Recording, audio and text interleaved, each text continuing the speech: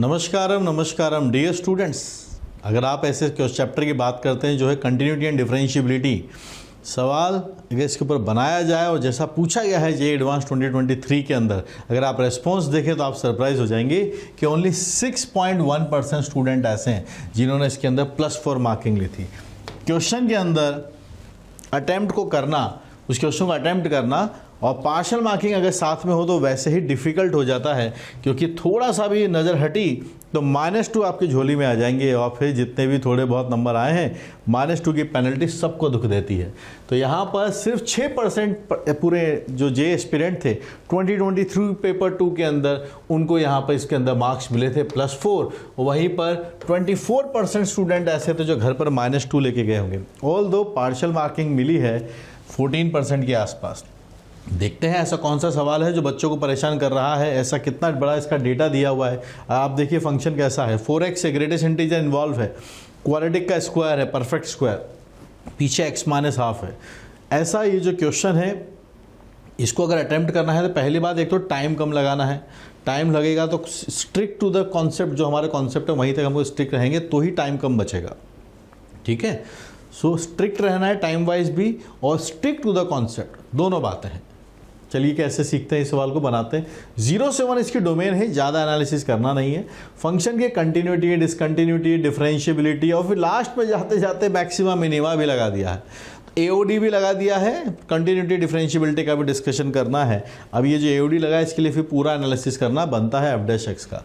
आते हैं फंक्शन को डिफाइन करते हैं।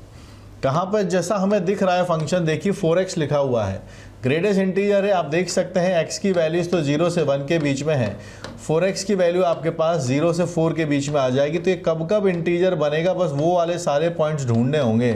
0, 1, 2, 3 एंड 4 ये सारे इंटीजर्स के पॉइंट्स होते हैं। तो आपके पास से पॉइंट्स आगे 1/4, 1/2, 3/4 एंड 1। तो जब जब ग्रेटेस्ट इंटीजर बनता है वो ब्रेक हो जाता है, ये हम जानते हैं। तो हमारे पास 0 से 1 के बीच में ये इंटरवल्स बनेंगे। तो चलिए फंक्शन को डिफाइन करना शुरुआत करते हैं। अगर x की वैल्यू 0 से लेके 1/4 के बीच में है तो सोचिए 4x की वैल्यू 0 से 1 के बीच में होगी। 0 से 1 के बीच में है तो ग्रेटेस्ट इंटीजर की वैल्यू आपके पास से निकल के आएगी 0 आएगी निकल के। अगला इंटरवल 1/4 से लेके आप देख सकते हैं 1/2 तक जाएंगे। 4 से मल्टीप्लाई करूंगा तो डेटा 1 से 2 के बीच में जाएगा। 1 से 2 के बीच में ग्रेटेस्ट इंटीजर की वैल्यू आती है 1। तो ये 1 से होगा मल्टीप्लाई, तो ये बनेगा x माइनस कितना है अपने पास 1/4 का होल स्क्वायर है और x -1/2 अपने पास लिखा हुआ है। अगला बनेगा आपके पास से, जब ये 1/2 देख सकते हो, अगला डेटा कौन सा है 3/4।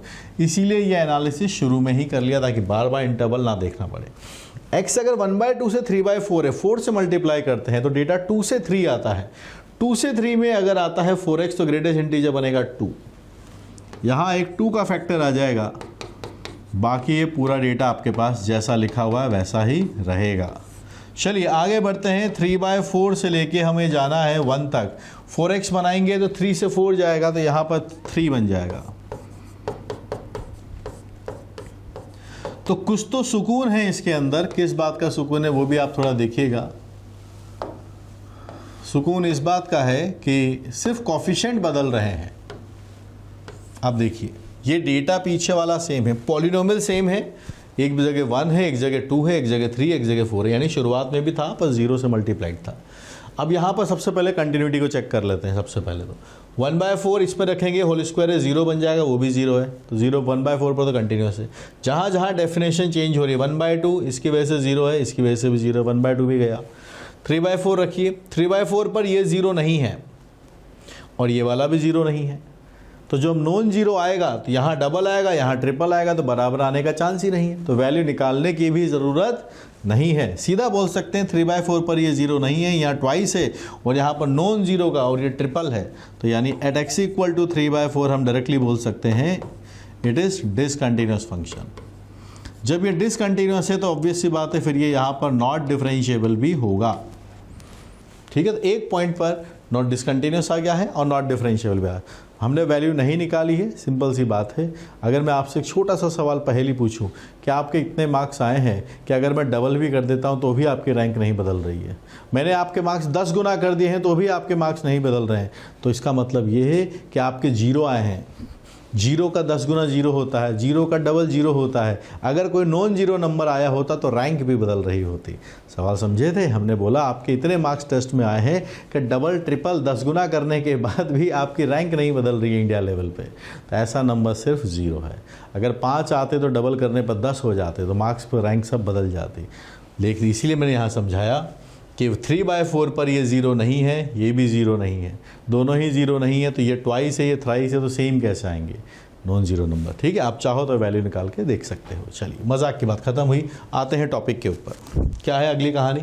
अब हम चाहते हैं डिसकंटिन्यूअस एग्जैक्टली 1 पॉइंट पर। Yes, A option is true. Exactly 1 point है जहाँ पर फंक्शन कंटिन्यूअस है बट नॉट डिफरेंशिएबल है। नॉट डिफरेंशिएबल है पॉइंट, 3 पॉइंट आएंगे। ठीक है, डिफरेंशिएबिलिटी की बात करनी है क्योंकि पॉलिनोमियल है सब जगह, तो हम एक काम कर सकते हैं कि ये जो आगे वाला नंबर है, बस 1 2 3 लिखा हुआ है, ये जो अंदर वाला है इसका एक बार में अलग से डिफरेंशिएशन करके देख लेते हैं क्या बनेगी कहानी। आप बता दीजिए। d/dx मैंने लिखा x माइनस 1/4 का होल स्क्वायर है और x माइनस हाफ है, तो प्रोडक्ट रूल लगेगा। ठीक है, आइए बनाते हैं। क्या बात बनेगी? पहले वाले को डिफरेंशिएट कर देते हैं। 2x माइनस 1/4 आता है और यहाँ पर है x माइनस हाफ, प्लस आपके पास से बनेगा x माइनस 1/4 का होल स्क्वायर है और यहाँ पे 1 माइनस 0 बन जाएगा। x माइनस 1/4 कॉमन आएगा आपके पास से, 2x minus 1 plus x minus 1/4। So we are getting this as x minus 1/4, it is 3x minus 5/4। आप चाहो तो 3 को भी कॉमन ले सकते हो। सो x माइनस 1/4, इससे क्या होगा कि हमें डायरेक्टली फैक्टर दिखने लग जाएगा कि क्या है, ये डेटा आता है 3 टाइम्स x माइनस 1/4 और x माइनस 5/12 हमारे पास इस टर्म का डिफरेंशिएशन है। ठीक है, क्योंकि हमें डिफरेंशिएबिलिटी चेक करनी है और ये सब के सब पॉलिनोमियल जैसे ही हैं, तो दिस विल हेल्प अस, वरना हमें LHD RHD की तरफ जाना पड़ेगा। ठीक है, ये fx था। अब मैं आपको यहीं पर f' का एनालिसिस करके बताता हूँ कि क्या डेटा बनेगा। जब हम हैं 0 से लेके 1/4 के बीच में, तब तो 0 है। अगला डेटा है जब हम 1/4 से लेके 1/2 के बीच में है, 1/2 से 3/4 के बीच में है और 3/4 से 1 के बीच में है। ये डेटा ये बनने वाला है, आगे कुछ नहीं है, तो हम डेटा लिख सकते हैं 3 times x minus how much 1/4 and x minus 5/12। ठीक है, यहाँ पर ट्वाइस हो जाएगा तो इसका डबल हो जाएगा, आपके पास से 6 आ जाएगा। ठीक, यहाँ 1 था, यहाँ ट्रिपल हो गया है, तो इस वाले का डिफरेंशिएशन का 3 गुना कर देंगे। इसका 3 गुना करने जाओगे तो 9 आ जाएगा। तो ये हमने इसका थोड़ा फ़ायदा उठा लिया, कैलकुलेशन एक बार की और डेटा यहाँ बना दिया।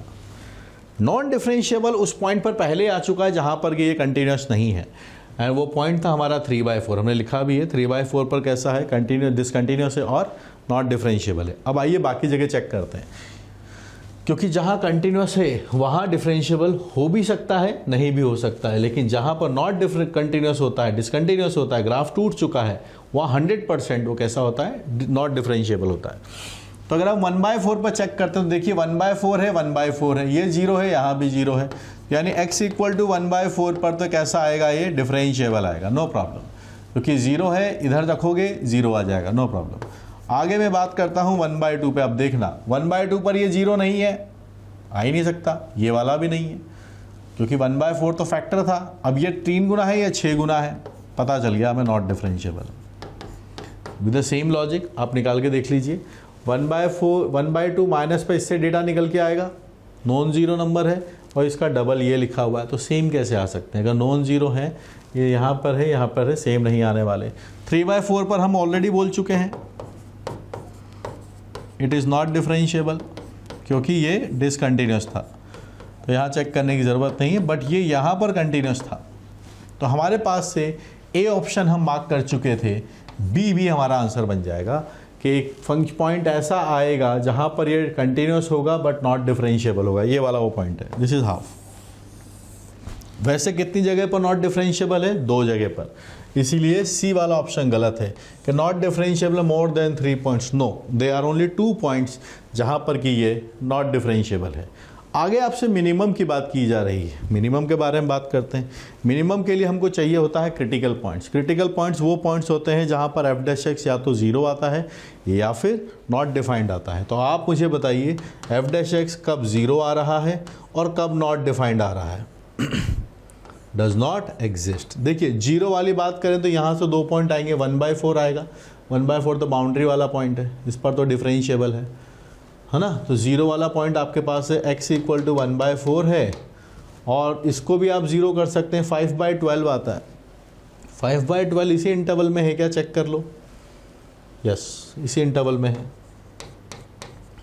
डज नॉट एग्जिस्ट कहाँ कहाँ पर रहेगा, हाफ पर नॉट डिफरेंशिएबल है और 3/4 पर। तो आइए एफ डैश एक्स को बना लेते हैं।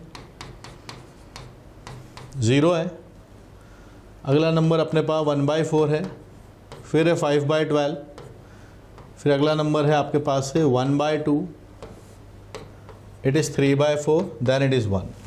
ठीक है, इस नंबर को देखिए आप। तो 0 से लेके 1/4 के बीच में अगर हम डेटा देखना चाहें तो हमारे पास ये तो नंबर ही 0 है आपके पास, इधर तो 0 है पूरे पर ही। और इसके आगे आप 1/4 से आगे अगर आप जाएंगे 5/4, 5/12 से छोटा, it is negative, it is positive. इसके अबाउट साइन चेंज होगा। यहाँ पर ये 0 है, 1/2 पर डज नॉट एग्जिस्ट है, 3/4 पर डज नॉट एग्जिस्ट है। लेकिन 1/2 से आगे अगर आप कोई नंबर रखते हो तो ये भी प्लस है, ये भी प्लस है, यहाँ भी प्लस है, यहाँ भी प्लस है। बस ये 6 टाइम्स है या 9 टाइम्स है, साइन प्लस है दोनों जगह। तो this is plus, this is plus. तो अगर हम देखें तो यहाँ से लेके यहाँ तक कंप्लीट इंक्रीज कर रहा है, यहाँ ये डिक्रीज किया है, यहाँ तो कांस्टेंट है ही सही। तो ये देखिए डिक्रीज करके इंक्रीज किया, this is the point of minima, this is the point of minima. अगर वो डिक्रीज करके इंक्रीज किया है 5/12 पर, माइनस से प्लस गया है, घट रहा है, घट रहा है। वेलोसिटी बढ़ती है या घटती है इसका पता चलता है एक्सेलरेशन से, वो होता है dv/dt। तो एफ डैश एक्स यहाँ पर नेगेटिव है, decreasing decreasing decreasing, then increasing increasing increasing, this is point of minima. तो 5/12 पर मिनिमा आएगा, हमसे मिनिमा ही पूछा है।